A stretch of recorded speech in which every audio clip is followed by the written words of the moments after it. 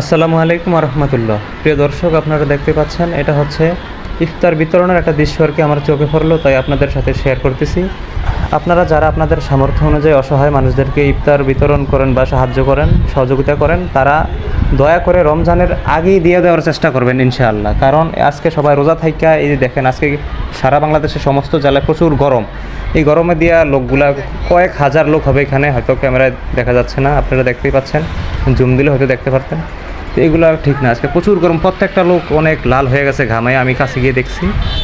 এখানে আমি অসংখ্য লোকজনের সাথে কথা বলছি, অনেকেই বলতেছে যে তারা সেহারি করে এখানে চলে আসছে। তো এখন প্রায় দুপুর 1:30টার মতো বাজে, এখনও তারা মানে ইফতার পাইতেছে না, হাহাকার করতেছে, দেখতেই পাচ্ছেন।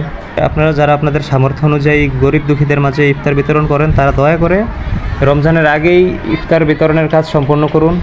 এখানে রোজাদার ব্যক্তির অনেক কষ্ট পাচ্ছে, দেখতেই পাচ্ছেন, এক একজন গামিয়া লাল হয়ে গেছে। আজকে সারা বাংলাদেশের সমস্ত জেলায় প্রচুর গরম।